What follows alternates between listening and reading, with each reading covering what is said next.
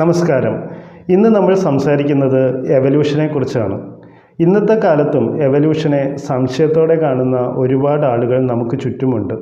അതിനവരെ കുറ്റം പറയാൻ പറ്റില്ല. അവർ ജനിച്ചു വന്നപ്പോൾ മുതൽ കാണുന്ന ചുറ്റുപാടുകൾ, അവർ പഠിച്ചിട്ടുള്ള മതഗ്രന്ഥങ്ങളിലെ കാര്യങ്ങൾ, അതുപോലെ തന്നെ അവർ കണ്ടതും കേട്ടതും മനസ്സിലാക്കിയതുമായ കാര്യങ്ങൾ, അതിൻ്റെ ബേസിലാണ് അവർ എവല്യൂഷനെ എതിർക്കുന്നത്. പക്ഷേ അവർ എതിർത്തത് കൊണ്ട് ഇത് സത്യമല്ലാതെ ആകുമോ? ഒരിക്കലുമില്ല. കാരണം ഇനിയും എവല്യൂഷന് വേണ്ടിയിട്ട് തെളിവുകൾ കണ്ടെത്തേണ്ട ആവശ്യം ഇല്ല എന്നുള്ളതാണ്. നമുക്ക് ആവശ്യത്തിലധികം തെളിവുകൾ അതിനെ അനുകൂലിച്ച് ലഭിച്ചു കഴിഞ്ഞു. അപ്പോൾ സയൻസ് എപ്പോഴും നിലനിൽക്കുന്നത് തെളിവുകളുടെ അടിസ്ഥാനത്തിലാണ്. നമുക്കറിയാം, നമ്മൾ ദൈവവിശ്വാസം അല്ലെങ്കിൽ മതവിശ്വാസം, അവിടെയൊക്കെ നമ്മൾ ഉപയോഗിക്കുന്ന ടേം വിശ്വാസം എന്നുള്ളതാണ്. പക്ഷേ സയൻസിൽ ഈ വിശ്വാസം എന്ന ടേം അല്ല, അവിടെ തെളിവുകളാണ് ആവശ്യം. ഉദാഹരണത്തിന്, നിങ്ങളൊരു സ്ഥലത്ത് പോയി പ്രാർത്ഥിക്കുകയാണ്. ആ സ്ഥലത്ത് പോയി പ്രാർത്ഥിച്ചപ്പോൾ നിങ്ങളുടെ അസുഖം മാറി. അപ്പോൾ നിങ്ങൾ ആ വിവരം മറ്റുള്ളവരോട് പറയുകയും ചെയ്യുന്നു. ഒരുപാട് ആളുകൾ അവിടെ പോയി പ്രാർത്ഥിക്കുന്നു. അപ്പോൾ ആ പ്രാർത്ഥിക്കുന്ന ആളുകളിൽ കുറച്ച് പേർക്ക് അവിടെ വെച്ച് അസുഖം മാറുന്നു. അതൊരു വിശ്വാസമാണ്.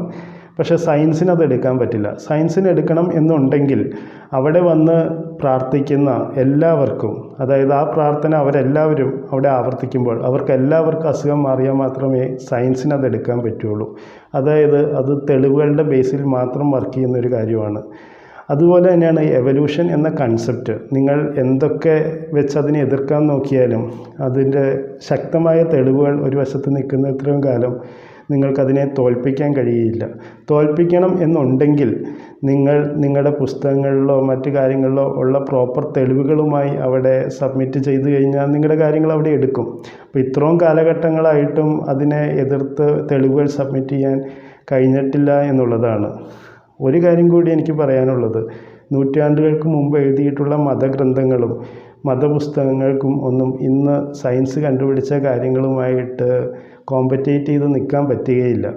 കാരണം അന്ന് കാലഘട്ടത്തിന് ആവശ്യമായിരുന്നു അതെല്ലാം. അത് നൂറ്റാണ്ടുകൾ പഴക്കമുള്ള സാധനങ്ങളാണ്. പക്ഷേ ഇന്നത്തെ ലോകം ഒരുപാട് മാറി. ഇന്നത്തെ ലോകത്തിന് അത് ആവശ്യമില്ല. അതുകൊണ്ടാണ് ഈ ഒരു കോൺഫ്ലിക്റ്റ് ഉണ്ടാവണേ. നമ്മൾ ഈ പറഞ്ഞ സയൻസിനെയും അതുപോലെ തന്നെ വിശ്വാസങ്ങളെയും കൂട്ടി കലർത്താൻ നോക്കിയാൽ അവിടെ സയൻസ് മാത്രമേ വിജയിക്കുകയുള്ളൂ എന്നതാണ്. നിങ്ങൾ ഈ വക സയൻസ് കൺസെപ്റ്റിനെ കുറിച്ച് മനസ്സിലാക്കുന്നത് അത്ര വലിയ തെറ്റൊന്നുമല്ല. കാരണം അതിനെ കൂടുതൽ മനസ്സിലാക്കിയാൽ മാത്രമാണ് നമ്മുടെ ഈ ലോകം എങ്ങനെയാണ് മുന്നോട്ട് പോകുന്നത്, നമ്മളെങ്ങനെയാണ് ഉണ്ടായി വന്നത്, നമുക്ക് നമ്മളെ കൂടുതൽ മനസ്സിലാക്കാനും നമ്മുടെ ചുറ്റുമുള്ള പ്രകൃതിയെയും നമ്മുടെ ചുറ്റുമുള്ള മനുഷ്യരെയും ഉൾക്കൊള്ളാനും ഒക്കെയുള്ള ഒരു വിശാല മനസ്സ് കിട്ടുകയുള്ളൂ.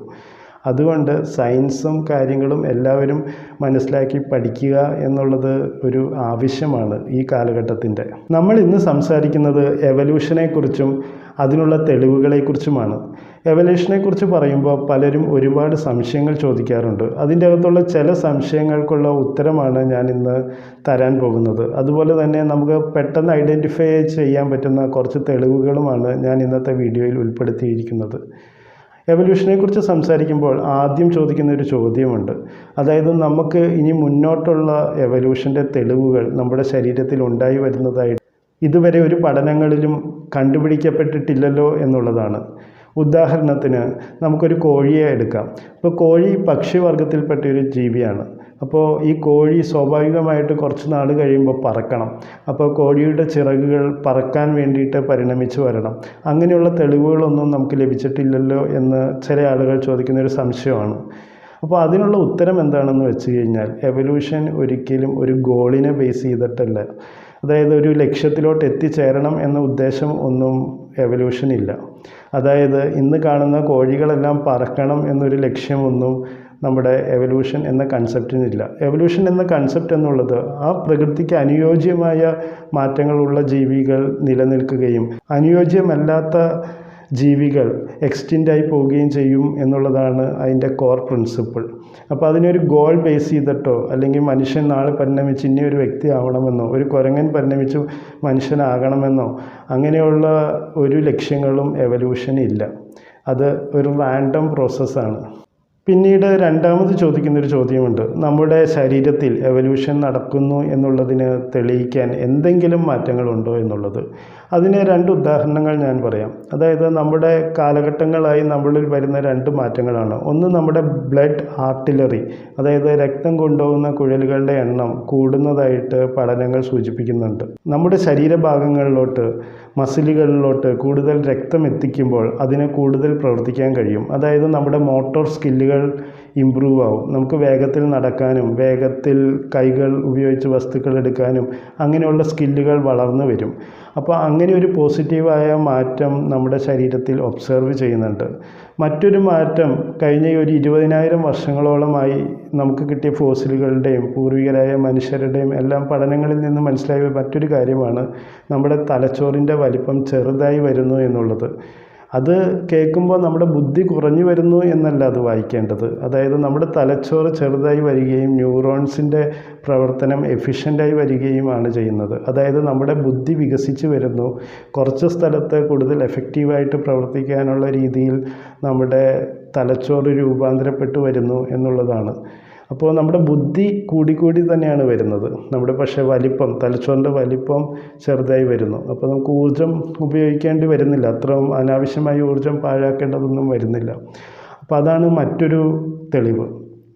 പിന്നീട് ആളുകൾ ചോദിക്കുന്ന വേറൊരു കാര്യമാണ് ഫോസിലുകൾ വെച്ചിട്ട് എങ്ങനെയാണ് എവല്യൂഷൻ പ്രൂവ് ചെയ്യുന്നത്. കുറേ ഫോസിലുകൾ നമുക്ക് കിട്ടാതെ ആയിട്ടുണ്ട്, അപ്പോൾ നിങ്ങളെങ്ങനെയാണ് ഈ ഗ്യാപ്പുകൾ ഫില്ല് ചെയ്യുന്നത് എന്നുള്ളതാണ്. അതിനുള്ള ഉത്തരം ഇന്നത്തെ കാലത്ത് എവല്യൂഷൻ പ്രൂവ് ചെയ്യുന്നത് ഫോസിലുകളുടെ മാത്രം അടിസ്ഥാനത്തിലല്ല. ഫോസിലുകൾ നമുക്കൊരു വഴികാട്ടിയാണ് എന്ന് മാത്രമേ ഉള്ളൂ. കാരണം അത് കിട്ടുക എന്നുള്ളത് അത്ര എളുപ്പമുള്ള കാര്യമല്ല. കിട്ടുന്നത് പല കാലഘട്ടത്തിലും റാൻഡമായി പല സ്ഥലങ്ങളിൽ നിന്നൊക്കെയാണ് നമുക്ക് ഫോസിലുകൾ കിട്ടുന്നത്. അതുകൊണ്ട് തന്നെ ഫോസിലുകളെ മാത്രം വെച്ചിട്ടല്ല എവല്യൂഷൻ പ്രൂവ് ആയിട്ടുള്ളത്. എവല്യൂഷൻ എന്ന കൺസെപ്റ്റ് പ്രൂവ് ചെയ്യാനായിട്ട് ഫോസിൽ അല്ലാതെ മറ്റ് കാര്യങ്ങളെയും നമ്മൾ ആശ്രയിക്കുന്നുണ്ട്. അതിലൊന്നാണ് ജെനറ്റിക്സ്, പിന്നീട് വരുന്നതാണ് ഡെവലപ്മെൻ്റൽ ബയോളജി, മോളിക്കുലാർ ബയോളജി, പിന്നീട് വരുന്നത് അനാറ്റമി. ഇങ്ങനെ പല പഠനങ്ങളും ഈ എവല്യൂഷൻ കൺസെപ്റ്റിനെ അനുകൂലിച്ച് ഒരുപാട് തെളിവുകൾ നമുക്ക് നൽകിയിട്ടുണ്ട്. അതായത് ഫോസിലിനെ മാത്രം അടിസ്ഥാനപ്പെടുത്തിയല്ല ഇന്നത്തെ ഈ ലോകം വിശ്വസിക്കുന്ന എവല്യൂഷൻ എന്ന കൺസെപ്റ്റിലോട്ട് നമ്മൾ എത്തിപ്പെട്ടത്. അതിനുള്ള തെളിവുകൾ ഇപ്പോഴും നമ്മളെവിടെ എന്ത് ചെയ്താലും അതുമായിട്ട് റിലേറ്റ് ചെയ്ത് തന്നെയാണ് മനുഷ്യന് കിട്ടുന്നത്. ജെനറ്റിക്സിലും മരുന്നുകളുടെ കാര്യങ്ങളിലും മറ്റു കാര്യങ്ങളിലൊക്കെ നമ്മളത് ഉപയോഗപ്പെടുത്തുന്നുണ്ട്. പിന്നീട് പലരും ചോദിക്കുന്ന മറ്റൊരു ചോദ്യമാണ് മ്യൂട്ടേഷൻ വെച്ച് നടത്തിയൊരു പരീക്ഷണത്തിനെ കുറിച്ച്. അതായത് 100 വർഷങ്ങളെടുത്ത് ഫ്രൂട്ട് ഫ്ലൈയിൽ നടത്തിയൊരു എക്സ്പെരിമെൻ്റ് ഉണ്ട്. ആ എക്സ്പെരിമെൻറ്റിൻ്റെ ഫലം വെച്ചിട്ട് ആളുകൾ പറയുന്നുണ്ട് എവല്യൂഷൻ എന്നൊരു കൺസെപ്റ്റ് ശരിയല്ല എന്ന്. ആ എക്സ്പെരിമെൻ്റ് എങ്ങനെയാണെന്ന് വെച്ച് കഴിഞ്ഞാൽ കുറേ ഫ്രൂട്ട് ഫ്ലൈകളെ നമ്മൾ മോശമായ ഒരു ഡേർട്ടിയായ എൻവയോൺമെൻറ്റിൽ ജീവിക്കാനായിട്ട് വിട്ടു 100 വർഷക്കാലങ്ങളോളം. എന്തുകൊണ്ടാണ് ഫ്രൂട്ട് ഫ്ലൈനെ എക്സ്പെരിമെൻറ്റിന് വേണ്ടി തിരഞ്ഞെടുത്തത് എന്ന് വെച്ച് കഴിഞ്ഞാൽ അതിൻ്റെ ലൈഫ് സ്പാൻ വളരെ കുറവാണ്. അതുകൊണ്ട് ഈ 100 വർഷങ്ങൾ കൊണ്ട് അതിന് ഒരുപാട് തലമുറകൾ ഉണ്ടാക്കാൻ കഴിയും. അപ്പോൾ അതുകൊണ്ടാണ് ഈ ഫ്രൂട്ട് ഫ്ലൈ എന്നുള്ള എക്സ്പെരിമെൻറ്റ് വെച്ചിട്ട് അത് പ്രൂവ് ചെയ്യാനായിട്ട് നോക്കിയത്. അപ്പോൾ ഈ ഒരു പരീക്ഷണം ചെയ്തു വന്നപ്പോൾ മനസ്സിലായത് ഈ പറഞ്ഞ മോശം സാഹചര്യത്തിൽ ഈ ഫ്രൂട്ട് ഫ്ലൈക്ക് ജീവിക്കാൻ കഴിയുന്നില്ല എന്നുള്ളതാണ്. ആ ഫ്രൂട്ട് ഫ്ലൈകളെല്ലാം തന്നെ നശിച്ചു പോകുന്നൊരവസ്ഥയുണ്ടായി. അപ്പോൾ ആളുകൾ ചോദിക്കുന്നുണ്ട് എന്തുകൊണ്ടാണ് ഈ ഒരു മോശം സാഹചര്യത്തിൽ കഴിഞ്ഞിട്ടും അതിനെ അതിജീവിക്കാനുള്ള കഴിവ് ഫ്രൂട്ട് ഫ്ലൈക്ക് കിട്ടാത്തത്. അപ്പോൾ എവല്യൂഷൻ എന്ന കൺസെപ്റ്റ് തെറ്റാണ് എന്നാണ് വാദിക്കുന്നത്. പക്ഷേ അവിടെ നിങ്ങൾ മനസ്സിലാക്കേണ്ട ഒരു കാര്യമുണ്ട്. എവല്യൂഷൻ എന്നുള്ളത് പോസിറ്റീവായ ഡയറക്ഷനിൽ മാത്രമല്ല സംഭവിക്കുക, നെഗറ്റീവായ ഡയറക്ഷനിലും നടക്കും. അതുകൊണ്ടാണ് നമ്മുടെ പല ജീവികളും ഇന്ന് എക്സ്റ്റിൻ്റ് ആയിപ്പോയത്. അതായത് കാലാവസ്ഥയെ അല്ലെങ്കിൽ നമ്മുടെ സാഹചര്യത്തെ അതിജീവിക്കാൻ കഴിയുന്നതിന് മാത്രം മുന്നോട്ട് പോകാനും അതിനെ അതിജീവിക്കാനുള്ള കഴിവ് ലഭിക്കാത്തതെല്ലാം നശിച്ചു പോവുകയുമാണ് ചെയ്യുന്നത്. അതുകൊണ്ട് ഈ ഒരു നെഗറ്റീവ് സൈൻ വെച്ചിട്ട് നമുക്ക് എവല്യൂഷൻ നടക്കുന്നില്ല എന്ന് പറയാൻ പറ്റില്ല. അവിടുത്തെ സാഹചര്യം ഈ ഫ്രൂട്ട് ഫ്ലൈകൾക്ക് അനുയോജ്യമല്ല എന്നുള്ളത് കൊണ്ട് അത് നശിച്ചു പോവുകയായിരുന്നു. അതേസമയം ആ ഒരു സ്ഥലത്ത് അതിജീവിക്കാൻ കഴിവ് കിട്ടുന്ന മറ്റൊരു ജീവി ചിലപ്പോൾ അതിജീവിച്ചു വരും. നമുക്ക് മറ്റൊരു എക്സാമ്പിൾ എടുക്കാം. അതായത് നമ്മൾ പലരും അസുഖം വരുമ്പോൾ ഹോസ്പിറ്റലുകളിൽ പോയി ആൻറ്റിബയോട്ടിക്സ് മരുന്നെടുക്കാറുണ്ട്. അതായത് ബാക്ടീരിയയെ ഇല്ലാതാക്കാൻ വേണ്ടിയിട്ടുള്ള ഒരു മരുന്നാണത്. പക്ഷേ പഠനങ്ങളെല്ലാം തെളിയിക്കുന്നത് പുതിയ ബാക്ടീരിയകൾ ഉണ്ടായി വരുന്നത് ഈ ആൻറ്റിബയോട്ടിക്കിനെ അതിജീവിക്കാനുള്ള കഴിവുള്ള ബാക്ടീരിയകളാണ്. അതുകൊണ്ട് പഴയ ആൻറ്റിബയോട്ടിക് ഒന്നും ഏൽക്കാതെ പോകുന്നു. പുതിയ ടൈപ്പുള്ള ബാക്ടീരിയകൾ ഇവിടെ ഉണ്ടായി വരുന്നുണ്ട്. അപ്പോൾ അതനുസരിച്ച് പുതിയ മരുന്നുകൾ ഡെവലപ്പ് ചെയ്യേണ്ട ഒരു ആവശ്യം നമ്മുടെ മെഡിക്കൽ ഫീൽഡിൽ വന്നിട്ടുണ്ട്. അതുപോലെ തന്നെ ബാക്ടീരിയകളെല്ലാം കൊല്ലാൻ വേണ്ടിയിട്ടുണ്ടാക്കിയ കുറേ ലിക്വിഡുകളും ഡിറ്റർജൻറ്റുകളും ഒക്കെ ഉണ്ട്. പിന്നീട് നമ്മൾ കണ്ടെത്തിയിട്ടുണ്ട് ഈ പറഞ്ഞ കുപ്പികളുടെ അടപ്പിൽ തന്നെ വേറെ ഒരു പാറ്റേണിലുള്ള ബാക്ടീരിയകൾ ഉണ്ടായി വരുന്നു എന്നുള്ളത്. അതായത് ഈ ഒരു കാര്യത്തെ അതിജീവിക്കാനുള്ള കഴിവുകൾ ബാക്ടീരിയകൾ വികസിപ്പിച്ചെടുത്തു. അപ്പോൾ അങ്ങനെ കുറേ എക്സാമ്പിൾസ് നമ്മുടെ കയ്യിൽ ഓൾറെഡി അവൈലബിൾ ആണ്. ഇപ്പോൾ ഞാൻ പറഞ്ഞ പല കാര്യങ്ങളും നിങ്ങൾക്ക് റിലേറ്റ് ചെയ്യാൻ പറ്റുന്നുണ്ടാവില്ല. നിങ്ങളുടെ നിത്യജീവിതത്തിൽ റിലേറ്റ് ചെയ്യാൻ പറ്റുന്ന കുറച്ച് ഉദാഹരണങ്ങൾ കൂടി ഞാൻ പറയാം. ഒരു കുട്ടി ജനിച്ചു കഴിയുമ്പോൾ ആ കുട്ടിയുടെ അടുത്തേക്ക് നമ്മുടെ ചൂണ്ടുവിരൽ നീട്ടിയാൽ ആ കുട്ടി ആ ചൂണ്ടുവിരലിൽ ഇറുക്കി പിടിക്കുന്നത് നിങ്ങൾ കണ്ടിട്ടുണ്ടാകും. മാസം തികയാതെ പ്രസവിക്കുന്ന കുട്ടികളിൽ പോലും ഈ ഒരു പ്രോസസ്സ് ഉണ്ട്. അതായത് അവർ നല്ല ബലത്തിൽ തന്നെ നമ്മുടെ കയ്യിൽ ഇറുക്കി പിടിക്കും. അത് നമ്മളാരും ആ കുട്ടിയെ പഠിപ്പിച്ചു കൊടുത്തതല്ല. അതിനെവിടെ നിന്നാണ് ആ ഒരു സ്കില്ല് കിട്ടുന്നത്?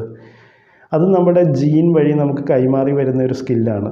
അതെങ്ങനെയാണെന്ന് വെച്ച് കഴിഞ്ഞാൽ നമ്മുടെ പൂർവികർ കൂടുതൽ സമയങ്ങളും മരങ്ങളിൽ കഴിഞ്ഞ സമയങ്ങളിൽ ഈ കുട്ടികളെല്ലാം തന്നെ അതിൻ്റെ മാതാവിൻ്റെ ശരീരത്തോട് ഇങ്ങനെ ഇറുക്കി പിടിച്ചാണ് ശീലിച്ചത്. ഇങ്ങനെ ഇറുക്കി പിടിച്ച് ജീവിച്ച് പോകുന്നതാണ് ലക്ഷക്കണക്കിന് വർഷങ്ങളോളം. ആ ഒരു സ്കില്ലാണ് ഇപ്പോഴും നമ്മുടെ ജനിച്ചു വീഴുന്ന കുട്ടികളിൽ കാണുന്നത്. അതിനൊരു ഉദാഹരണമാണിത്. നിങ്ങൾക്ക് വേണമെങ്കിൽ നിങ്ങൾക്ക് പരീക്ഷിച്ച് നോക്കാം നിങ്ങളുടെ കുട്ടികൾ എന്തുകൊണ്ടാണ് ഈ ചൂണ്ടുവിരലിൽ ഇത്ര ബലത്തോടെ ഇറുക്കി പിടിക്കുന്നത് എന്നുള്ളത്. പിന്നീട് വേറൊരു എക്സാമ്പിൾ പറയാനുണ്ടെങ്കിൽ നമ്മുടെ ഈ ചൂണ്ടുവിരലും ഈ തള്ളവിരലും കൂടി ഇങ്ങനെ ചേർത്ത് പിടിക്കുകയാണെങ്കിൽ ഇവിടെ ഒരു മസിൽ ഫോം ഉണ്ടായി വരുന്നുണ്ട്.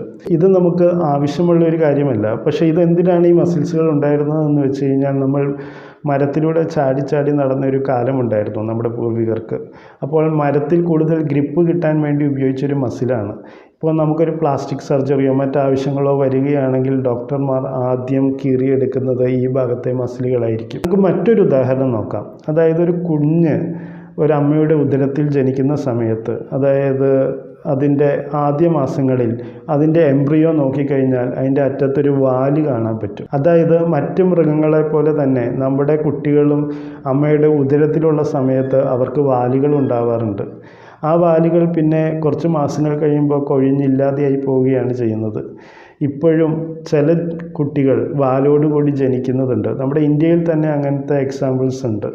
അപ്പോൾ അതൊരു ദൈവമായതുകൊണ്ടോ മറ്റു കാര്യം കൊണ്ടോ ഒന്നുമല്ല ആ വാലുണ്ടായി വരുന്നത്. അത് നമ്മുടെ പരിണാമം എന്നുള്ളൊരു പ്രോസസ്സിൻ്റെ ഒരു എവിഡൻസ് തന്നെയാണ്. ഈ ഒരു കാര്യം നിങ്ങൾക്ക് അബോർഷനായിട്ടുള്ള ഒരു എംബ്രിയോയിലോ അല്ലെങ്കിൽ കുട്ടികളെ സ്കാൻ ചെയ്ത സ്കാനിങ് റിപ്പോർട്ടുകളോ വെച്ച് നോക്കിക്കഴിഞ്ഞാൽ നിങ്ങൾക്ക് തന്നെ നേരിട്ട് കാണാൻ കഴിയുന്ന ഒന്നാണ്. മറ്റൊരു എക്സാമ്പിളാണ് രോമാഞ്ചം ഉണ്ടാകുക എന്നുള്ളത്. എന്തുകൊണ്ടായിരിക്കാം മൃഗങ്ങളിൽ ഈ രോമാഞ്ചം ഉണ്ടാകുന്നത്? നമ്മൾ ഭയപ്പെടുന്ന സമയങ്ങളിലാണ് കൂടുതൽ നമുക്ക് രോമാഞ്ചങ്ങൾ വരുന്നത്. അതിന് കാരണം എന്താണെന്ന് വെച്ച് കഴിഞ്ഞാൽ ഈ രോമങ്ങളെല്ലാം വിടർന്നു നിൽക്കുമ്പോൾ ഒരു ജീവിക്ക് ആ ജീവിനെ കഴിഞ്ഞും വലിപ്പം തോന്നിക്കുകയും അതിൻ്റെ ശത്രുക്കളെ ഓടിച്ചു വിടാനും ഒക്കെ അതിന് കഴിയും എന്നുള്ളത് കൊണ്ടാണ് ഈ രോമാഞ്ചം എന്നൊരു പ്രോസസ്സ് ഉണ്ടാകുന്നത്. മനുഷ്യനിൽ രോമങ്ങൾ ഒരുപാട് കൊഴിഞ്ഞു പോയൊരു ജീവിയാണ്. എന്നിട്ടും നമ്മുടെ ഉള്ളിൽ ആ രോമാഞ്ചം എന്നൊരു പ്രോസസ്സ് ഇപ്പോഴും നിൽക്കുന്നുണ്ട്. നമുക്ക് പല സമയങ്ങളിലും അത് ഉണ്ടാവുന്നുണ്ട്. മറ്റൊരു ഉദാഹരണം പറയുകയാണെങ്കിൽ നമ്മുടെ ചെവികളിലോട്ട് സൂക്ഷിച്ചു നോക്കിയാൽ മതി. അതായത് മറ്റു മൃഗങ്ങൾ, അതായത് പൂച്ചയിലും പട്ടിയിലുമൊക്കെ നോക്കിക്കഴിഞ്ഞാൽ അവർക്ക് ചെവികൾ അനക്കാൻ പറ്റും. അതുപോലെ തന്നെ നമ്മുടെ പൂർവികർക്കും ചെവികൾ അനക്കാനുള്ള കഴിവുണ്ടായിരുന്നു. നമുക്കതിനുള്ള മസിൽസ് ഇപ്പോഴും ഉണ്ട്. അപ്പോൾ നമ്മളൊരു ശബ്ദം കേൾക്കുമ്പോൾ ആ മസിലിലോട്ട് വീക്കായ സിഗ്നൽസ് ഇപ്പോഴും പോകുന്നതായി നമ്മുടെ പഠനങ്ങളിൽ നിന്ന് നമുക്ക് മനസ്സിലാക്കാൻ കഴിഞ്ഞിട്ടുണ്ട്. ആക്ച്വലി ഇപ്പോൾ നമ്മൾ ചെവികൾ അനക്കേണ്ട ആവശ്യമൊന്നുമില്ല. നമ്മൾ ഇന്ന് കൂടുതൽ ആശ്രയിക്കുന്നത് നമ്മുടെ കണ്ണിനെയും കാഴ്ചയെയും മറ്റു കാര്യങ്ങളെയുമാണ്. എങ്കിലും നമ്മുടെ പൂർവികരിൽ നിന്ന് നമുക്ക് പകർന്നു കിട്ടിയ ആ ചെവി അനക്കുക എന്ന പ്രതിഭാസത്തിൻ്റെ അവശേഷിപ്പുകൾ ഇപ്പോഴും നമ്മുടെ ശരീരത്തിലുണ്ട്. അങ്ങനെ ഒരുപാട് ഉദാഹരണങ്ങൾ നിങ്ങൾക്ക് എവല്യൂഷനുമായി കണ്ടെത്താൻ കഴിയും. ഞാൻ കുറച്ചൊരു ഉദാഹരണങ്ങൾ മാത്രമാണ് ഇവിടെ പറഞ്ഞത്. എവല്യൂഷൻ എന്ന സത്യം ഇനിയും തെളിയിക്കേണ്ട ആവശ്യമില്ല എന്ന് ഞാൻ നിങ്ങളെ ഓർമ്മിപ്പിച്ചുകൊണ്ട് ഈ അധ്യായം ഇവിടെ നിർത്തുന്നു. അടുത്ത അധ്യായത്തിൽ നമുക്ക് മറ്റൊരു വിഷയവുമായി വീണ്ടും കാണാം. Thank you.